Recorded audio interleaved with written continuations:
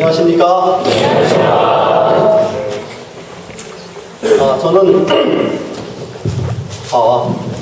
저는 항공대를 개척하는 전원성 목자입니다.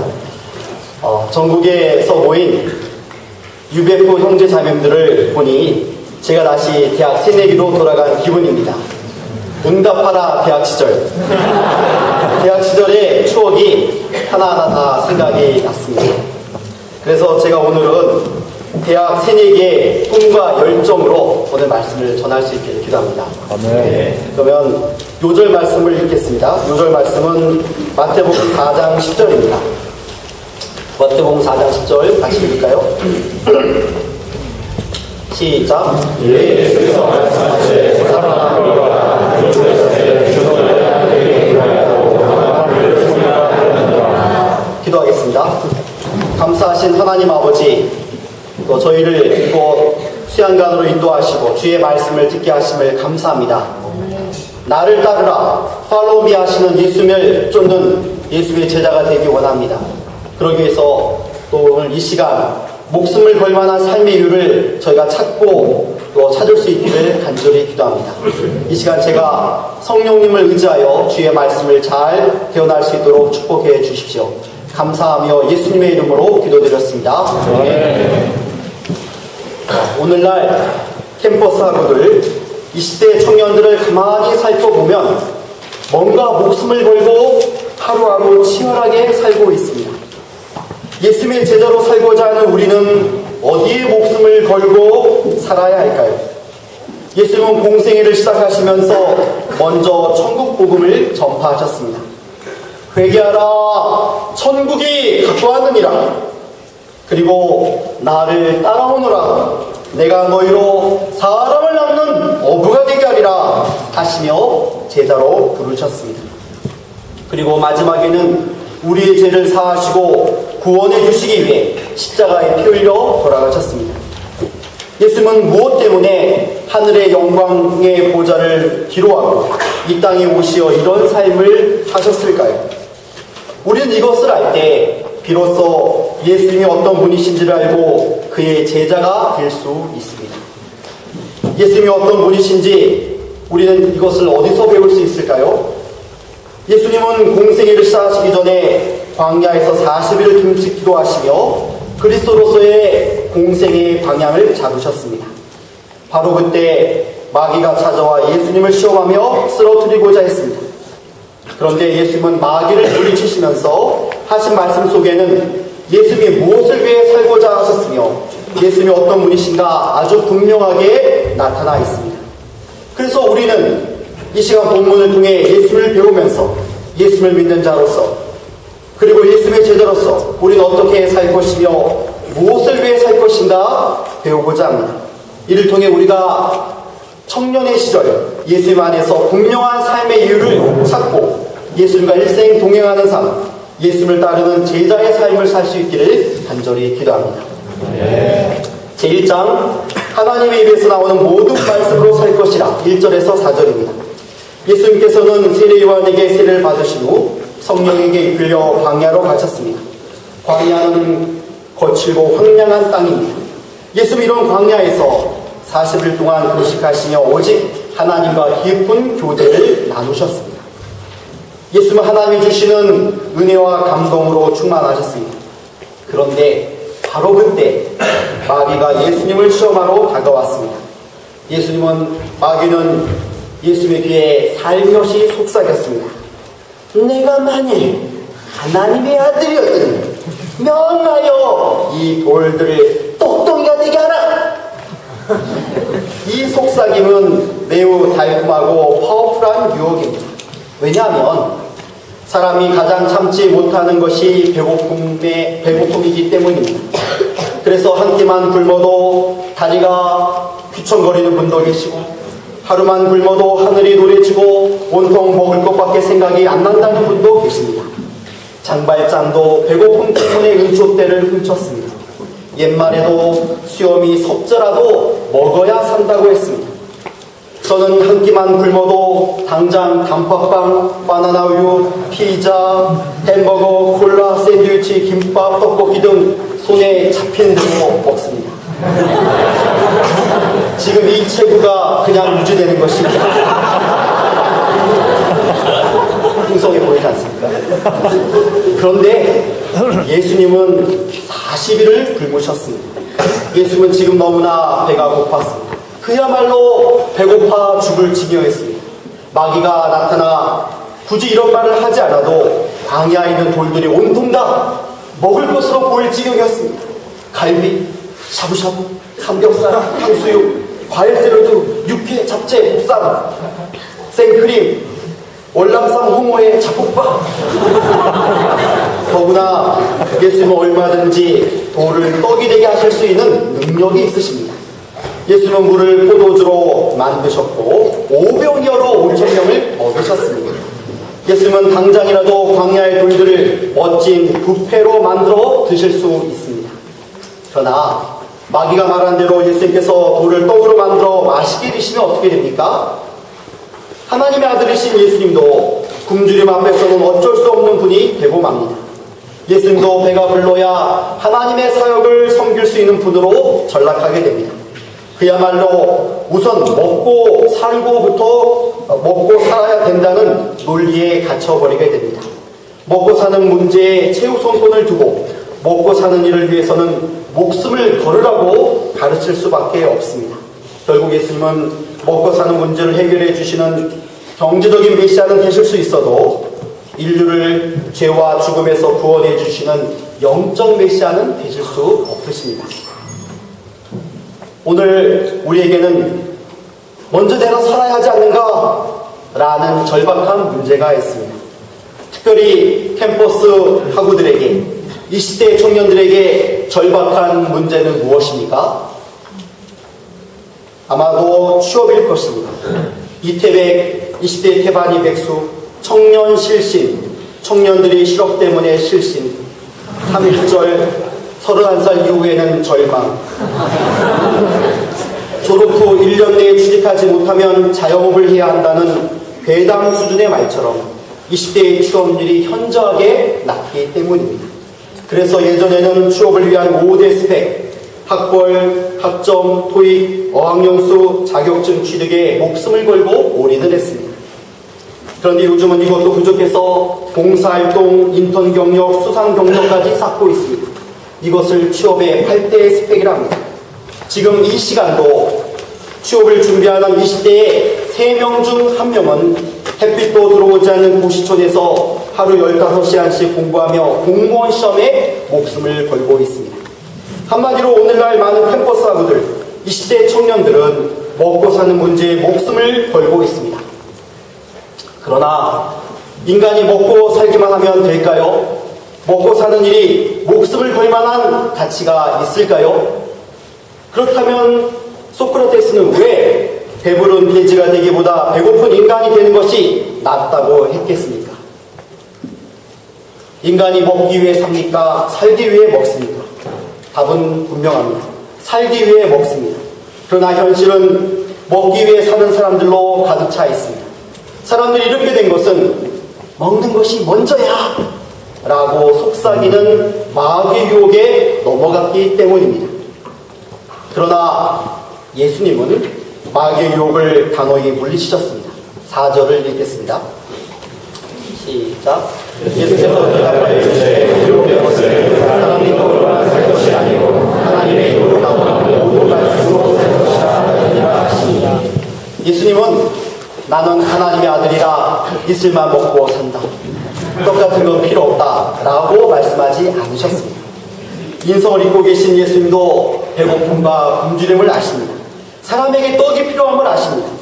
하지만 예수님은 사람이 떡으로만 살 것이 아니고 하나님의 입으로 나오는 모든 말씀으로 살 것이라 라고 하셨습니다. 여기서 떡으로만은 떡만으로의 뜻입니다. 즉 떡이 전부가 아니라는 뜻입니다. 감사합니다. 떡이 모든 것의 우선순위가 될 수 없다는 뜻입니다. 그럼 떡보다 중요한 것이 무엇입니까? 예수님은 떡보다 하나님의 입에서 나오는 말씀이라 하셨습니다. 즉 예수님은 떡보다 하나님의 말씀을 더 앞세우셨습니다. 그런데 지금 상황이 어떻습니까? 떡이냐 말씀이냐, 비교 우위를 논하며 선택할 수 있는 그런 여유로운 사항이 아닙니다. 자칫하면 굶주림에 지쳐서 죽을 수 있는 위급한 상황입니다. 그럼에도 불구하고 예수님은 하나님의 입으로부터 나오는 모든 말씀으로 살리라 라고 하십니다. 그럼 말씀으로 산다는 것은 어떻게 하는 것입니까? 말씀으로 산다는 것은 하나님의 말씀에 순종하고 하나님의 뜻을 이루어드리는 삶을 사는 것입니다. 따라서 절박한 배고픔의 문제 앞에서 예수님께서 말씀으로 살리라 라고 하신 것은 비록 굶어 죽더라도 나는 말씀에 순종하겠다, 말씀에 목숨을 걸고 나의 배고픔의 문제보다 하나님의 뜻을 이루어드리는 삶을 살겠다라고 하신 것입니다. 그럼 혹시라도 말씀으로 살리라며 말씀에 목숨을 걸고 하나님의 뜻을 이루어드리고자 하다 굶어 죽기라도 하면 어떻게 됩니까? 예수님께서 인용하신 말씀은 신명기 8장 3절 말씀입니다. 이 말씀은 하나님께서 이스라엘 백성이 광야에 있을 때 40년 동안 만나로 먹이시고 육신의 생명을 돌보아 주신 후에 하신 말씀입니다. 즉 우리가 하나님의 말씀대로 살면 하나님께서 우리의 육신의 양식에까지도 친히 공급해 주십니다. 그러므로 말씀으로 산다는 것은 하나님께서 친히 우리의 육신의 문제도 해결해 주심을 믿고 사는 것입니다. 따라서 사느냐 죽느냐는 절박한 상황일지라도 하나님의 입으로부터 나오는 모든 말씀으로 살리라 하며 말씀의 목숨을 걸면, 하나님의 뜻을 이루어 드리고자 하면 오히려 죽는 것이 아니라 삽니다. 영적으로도 살고 육적으로도 살게 됩니다. 예수님은 마태복음 6장 33절에서 말씀하셨습니다. 그런즉 너희는 먼저 그의 나라와 그의 의를 구하라. 그리하면 이 모든 것을 너희에게 더하시리. 또한 우리가 말씀으로 산다는 것은 우리가 하나님의 말씀대로 살 때 하나님께서 우리의 인생을 가장 가치 있고 의미 있는 인생을 살게 해주심을 믿고 사는 것입니다. 왜냐하면 하나님의 말씀에는 우리가 아름답고 풍성한 열매를 맺으며 살아갈 수 있게 해주는 모든 영양소를 가지고 있기 때문입니다. 하나님의 말씀은 우리 영혼에 참된 진리의 빛을 공급해 주십니다. 하나님의 말씀은 세상을 이길 지혜와 용기를 공급해 주십니다. 거룩한 하나님 나라에 대한 산 소망을 주십니다. 하나님의 말씀은 우리 마음의 이기심을 극복하고 하나님을 사랑하고 이웃을 사랑할 수 있는 힘을 주십니다. 하나님의 말씀은 우리가 어떻게 세상을 또 무엇을 위해 살아야 하는가 가르쳐 주십니다. 하나님의 말씀은 우리 가슴에 원대하고 영원한 비전을 심어 주십니다. 우리가 하나님의 말씀을 영접하고 순종할 때 우리의 영혼은 피어납니다. 우리의 인생은 의미 있는 인생, 가치 있는 인생, 살아있는 인생이 됩니다. 아름다운 신앙의 향기를 바라며 풍성한 생명의 열매를 맺는 인생이 됩니다. 때문에 예수님은 극심한 굶주림 속에서도 하나님의 입으로 나오는 모든 말씀으로 살리라는 말씀으로 살리라며 말씀으로 살고자 하셨습니다. 말씀에 목숨을 걸으셨습니다. 심지어 예수님은 하나님의 입에서 나오는 모든 말씀에 순종하기 위해서라면 기꺼이 죽음의 길까지도 가고자 하셨습니다. 그 어떤 상황 속에서도 말씀에 순종하고자 하셨습니다. 결국 예수님은 하나님의 말씀에 순종하여 십자가에 못 박혀 죽으셨지만 하나님은 이런 예수님을 사흘 만에 다시 부활시켜 살리셨습니다. 그리고 인류를 죄와 죽음에서 구원하시는 영적 메시아가 되게 하셨습니다. 저는 주님께 받은 구원의 은혜가 너무나 감사하여 졸업회 때 저의 장례를 주님께 맡기고 인턴 훈련부터 받고자 했습니다. 그래서 졸업 요절로 히브리서 11장 8절 아브라함이 장래의 유업으로 받을 땅에 나아갈 때 갈 바를 알지 못하고 나아갔다는 말씀을 붙잡았습니다. 그런데 인턴 목자가 된 후부터 극심한 시련이 시작되었습니다. 어머니는 제가 졸업 후 취직보다 인턴 훈련을 받겠다는 말에 충격을 받으셨습니다. 당장 저와 의절하시고 용돈마저 끊어버리셨습니다. 당장 저는 먹고 사는 문제가 심각해졌습니다. 돈이 없어 머리도 못 깎을 정도였습니다. 하지만 히브리서 11장 8절 말씀대로 주님께서 나를 가장 베스트의 길로 인도해 주실 것을 믿고 살았습니다. 그리고 6개월 정도 고생을 하니까 6개월이 좀 지나고 나서 안정된 과외 아르바이트의 길도 열리고 어머니와의 관계도 회복되었습니다. 돈도 생겨 이대 앞에 가서 멋지게 파마도 했습니다. 당시 저의 별명이 악성 베토벤 혹은 예수님이었습니다. 제가 이렇게 파마를 해서 그 모습이 악성 베토벤 아니면 또 예수님 같이 보인다 해서 예수님이라고 부르는 사람도 있었습니다. 또한 주님은 저를 풀타임 목자로 불러주시고 믿음의 가정도 세워주시고 항공대를 개척하는 개척 목자로 세워주셔서 아름다운 열매 맺는 인생을 살게 해주셨습니다. 말씀대로 저의 인생을 베스트의 길로 인도해 주신 주님의 은혜를 감사하고 찬양합니다. 그런데 제가 항공대를 개척하다 보니 센터 자립 등 물질 문제에 대해 신경이 많이 쓰였습니다. 또 강한 자가 살아남는 것이 아니라 살아남는 자가 강한 자다 라는 이상한 문구가 진리인 양 제 마음에 꽂혔습니다. 이번에 말씀을 준비하면서 예수님께서 사느냐 죽느냐는 절박한 상황 속에서도 나는 말씀으로 살겠다, 말씀으로 살고자 하셨다는 것에 큰 은혜를 받았습니다. 또 저희 인생을 돌아보면서 말씀으로 살고자 할 때 죽는 것이 아니라 살았습니다. 뿐만 아니라 저의 인생을 베스트의 길로 인도받았습니다. 제가 잠시 내가 먼저 살아야 개척도 할 수 있지 않는가 라고 생각했던 마음을 깊이 회개합니다. 말씀으로 살리라. 말씀의 목숨을 걸면 죽는 것이 아니라 삽니다. 살아도 가장 의미 있는 인생, 가치 있는 인생, 풍성한 열매 맺는 인생을 삽니다. 그러므로 제가 말씀의 목숨을 걸고 항공대 개척 역사를 섬길 수 있기를 간절히 기도합니다. 구체적으로 말씀을 전파하라. 때를 얻든지 못 얻든지 항상 힘쓰라. 이 말씀을 붙잡고 더욱 말씀을 연구하고 때를 얻든지 못 얻든지 말씀 전파에 항상 힘쓰는 한 해가 되기를 간절히 기도합니다. 제2장 주 너희 하나님을 시험하지 말라. 5절에서 7절입니다. 예수님은 떡 안 먹고 말씀으로 살리라. 이 한 말씀으로 마귀의 시험을 이기셨습니다. 그러자 마귀는 예수님께 말씀으로 살리라고 하셨기에 말씀으로 다시 시험했습니다. 마귀는 예수님을 거룩한 성으로 데려다가 성전 꼭대기에 세웠습니다. 예루살렘 성전은 사람들이 천하 각곳으로 몰려오고 성전 꼭대기는 모든 사람이 다 볼 수 있는 곳입니다. 여기서 마귀는 내가 만일 하나님의 아들이거든 뛰어내리라 라고 하였습니다. 그리고 즉시 시편 91편 11, 12절을 말씀을 인용하여 내가 뛰어내리면 하나님이 너를 사랑하심으로 천사를 보내어 너를 받들어 발이 돌에 부딪히지 않게 할 것이다 라고 하였습니다. 즉 마귀는 하나님의 말씀을 시험하고 하나님의 사랑을 시험하라고 시험한 것입니다. 이것이 왜 예수님께 시험이 될까요? 마귀의 시험대로 예수님께서 천사들의 보호를 받아 성전 꼭대기에 뛰어내렸는데 조금도 상하지 않게 되면 어떻게 됩니까? 성전에 예배 드리러 온 수많은 사람들로부터 엎드려 경배받을 것입니다. 또 하나님의 아들로서 인정과 영광을 받을 것입니다.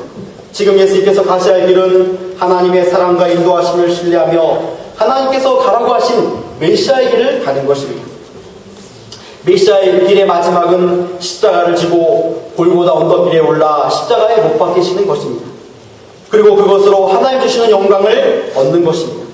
그런데 마귀는 예수님께 사람들 앞에서 뭔가 자기를 드러내므로 인격 영광을 받으라고 합니다. 사람은 누구나 인정받고 싶은 욕망이 있습니다. 이것은 인간의 본능입니다. 사람들로부터 인기와 인정을 받지 못하면 밥맛을 잃습니다. 더 나아가 인생 살맛을 잃기까지 합니다. 그래서 실제로 인정과 인기를 받기 위해 목숨을 걸기까지 합니다. 작년모 연대 대표는 1억 원의 운영 자금이 필요하다며 한강에 투신하는 퍼포먼스를 하겠다고 하여 언론의 집중 조명을 받았습니다. 그 대표는 수영에 자신이 있기에 한강에 투신하여도 살아 돌아올 자신이 있었습니다. 그래서 그날 저녁 회원들과 저녁 불고기 회식까지 할 생각이 있었습니다. 아무튼 그 대표가 생각대로 이 퍼포먼스에 성공했다면 그야말로 대박이었을 것입니다. 그 대표는 일학 스타가 될 것이고 많은 독지가가 나와서 재정 문제도 단숨에 해결할 수 있었을 것입니다. 저도 항공대에서 제일 높은 항공대 도서관 옥상에서 착 뛰어내렸는데 조금도 다치지 않는다면 어떻게 될까요? 이 때문에 마귀의 시험은 참으로 달콤한 유혹입니다. 예수님은 이 시험을 어떻게 물리치셨습니까? 7절을 보십시오. 예수께서 이르시되 또 기록되었으되 주 너의 하나님을 시험치 말라 하였느니라 하시니, 예수님은 주 너의 하나님을 시험치 말라, 이 한 말씀으로 마귀의 시험을 물리치셨습니다. 즉 예수님은 센세이션한 뭔가를 보여줌으로 사람들의 인정과 영광을 받고 또 하나님의 사랑을 확인하고자 하지 않으셨습니다. 예수는 어떤 가운데서도 하나님을 신뢰하셨습니다. 하나님을 신뢰함으로 그 길이 어떤 길인지 하나님이 가라고 하신 그 길을 묵묵히 순종해 가고자 하셨습니다.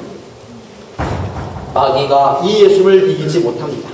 하나님은 시험의 대상이 아니라 믿음의 대상입니다. 때문에 주께서 가라고 하신 그 길이 좁은 길이고 고난의 길일지라도 가는 것입니다. 그 길을 순종해서 가다 보면 또 끝까지 그 길을 갈 수 있는 힘을 얻습니다. 그러므로 하나님의 입으로 나오는 모든 말씀으로 산다는 것은 하나님의 말씀을 그대로 성취됨을 믿고 사랑을 의심하거나 시험치 않는 것입니다. 예수님의 제자로 살고자 캠퍼스 시절 열심히 주님을 섬기고 양들을 섬겼습니다. 그런데 막상 졸업의 때가 되자 남은 양 한 사람 없습니다. 또 제대로 된 논문 한 편 없습니다. 취업도 안 되었습니다. 되는 일이 없습니다.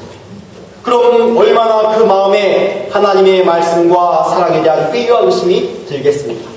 얼마나 그 마음에 하나님의 사랑하심과 보호하심을 확인해보고 싶은 마음이 들겠습니까? 그러나 내 형편이 어떠하든 하나님께서 우리를 사랑하셔서 독생자를 주시기까지 사랑하셨습니다. 하나님께서 우리를 사랑하셔서 독생자를 주셨는데 다른 그 무엇을 주시지 않겠습니까? 그러므로 예수님의 제자로 살고자 하는 우리는 하나님의 말씀과 사랑이 의심되면 될수록 독생자를 주시기까지 우리를 사랑하신 하나님의 사랑을 믿고 신뢰해야 합니다. 하나님의 말씀에 목숨을 걸고 굳게 붙잡아야 합니다. 하나님의 사랑을 믿고 하나님의 말씀에 목숨을 걸면 어떤 가운데서도 하나님을 변함없이 신뢰할 수 있습니다. 하나님께서 가라고 하신 그 길을 오직하게 끝까지 갈 수 있습니다. 제3장 하나님께 경배하고 다만 그를 섬기라. 8절에서 11절입니다. 마귀는 2차 시험에도 피하자 이번에는 예수를 데리고 지극히 높은 산으로 올라갔습니다. 그리고 거기서 순식간에 천하만국과 그 영광을 보여주며 말했습니다. 만일 내게 엎드려 경배하면 이 모든 것을 내게 주리라. 천하만국과 그 영광을. 올해는 지방단체장 선거가 있습니다. 곧 있으면 현시장, 전직 국무총리, 전현직 국회의원, 교수, 변호사, 기업체 사장, 청와대를 비롯한 고위 공무원들이 여기에 살을 걸고 싸울 것입니다. 아무튼 사람들은 세상의 영광과 권세를 얻기 위해 목숨을 걸고 도전합니다. 예전에는 총과 칼로 상대방을 제압해서 얻었다면 요즘은 유권자들에게 호소를 통해 표로 얻습니다. 방식만 달라졌을 뿐이지 똑같이 목숨을 걸고 싸웁니다. 그런데 지금 사단이 예수님께 보여준 영광은 한 지역을 대표하는 그런 지방단체장이 아니라 온 세상의 왕입니다.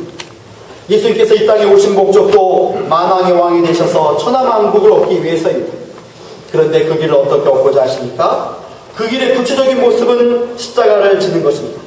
그런데 지금 사단은 그 크고 화려한 영광을 절만하면 다 주겠다고 속삭입니다. 절만하면 굶주릴 고생할 필요 없습니다. 사람들의 무시와 아픔을 당할 필요도 없습니다. 무엇보다 십자가를 질 필요도 없습니다. 죽음의 쓴자를 마실 필요도 없습니다.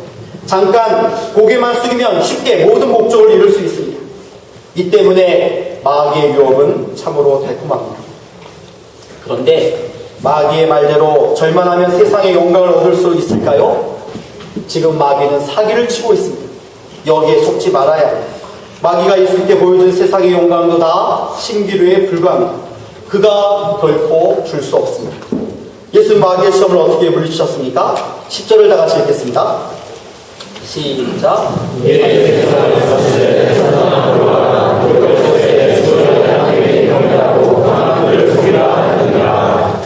예수님은 사단아 물러라!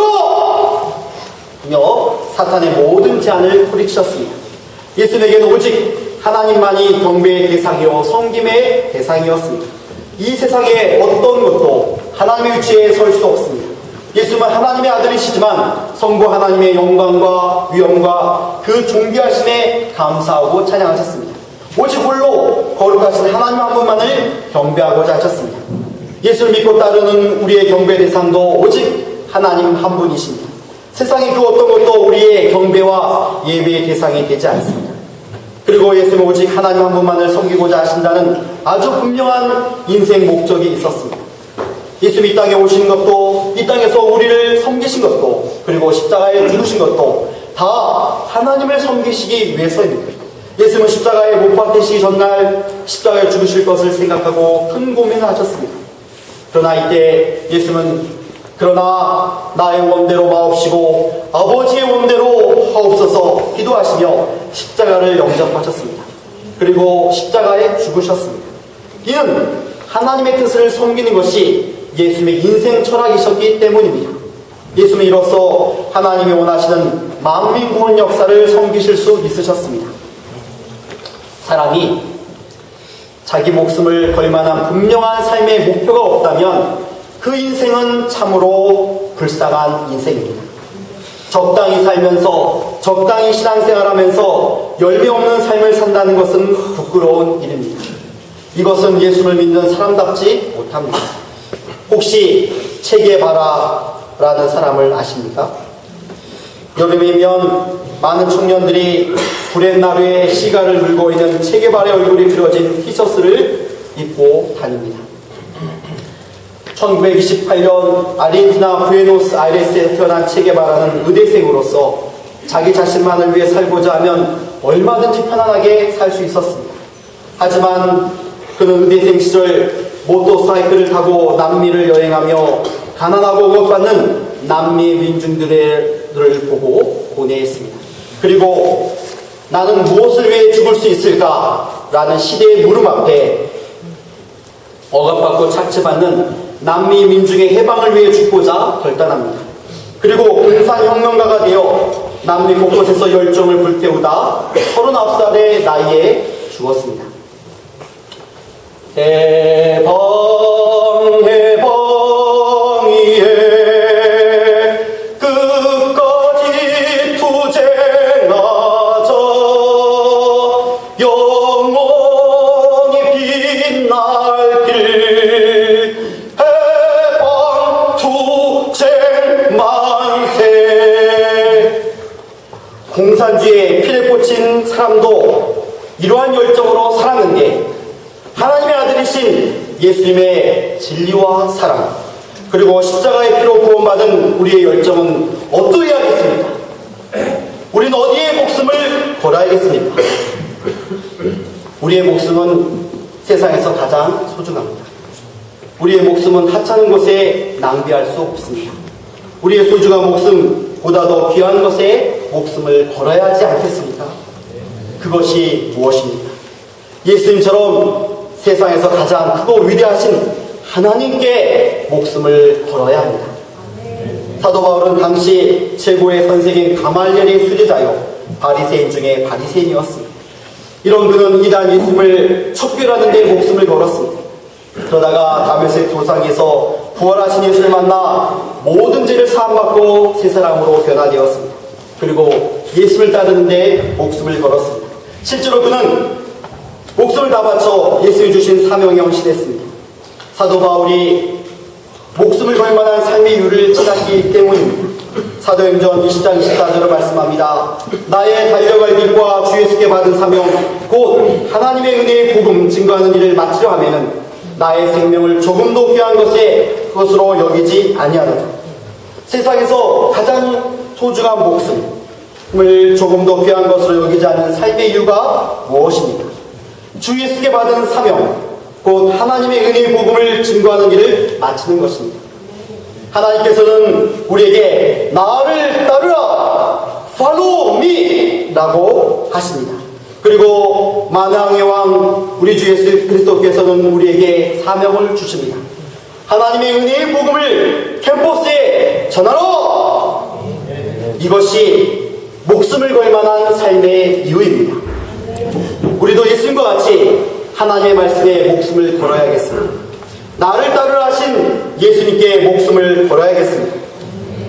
예수님께서 우리에게 주신 사명, 캠퍼스 구원 역사에 목숨을 걸어야겠습니다. 그리할 때 우리를 예수님의 제자로 부르신 예수님께서 부활의 영광과 영원한 생명 주실 것을 믿습니다. 기도하겠습니다. 감사하신 사랑의 하나님 아버지, 오늘날 많은 캠퍼스 학우들을 이 시대 청년들은 연애를 위해서, 학점을 위해서, 취업을 위해서, 인기와 인정을 위해서, 명예를 위해 목숨을 걸고 살고 있습니다. 그러나 주님, 예수의 제자로 살고자 하는 우리는 하나님의 말씀에 목숨을 걸게 도와주십시오. 나를 따르라 부르신 예수님께 목숨을 걸게 도와주십시오. 하나님의 은혜의 복음을 캠퍼스에 전한 이 일에 목숨을 걸게 도와주십시오. 감사하며 예수님의 이름으로 기도드렸습니다. 아멘.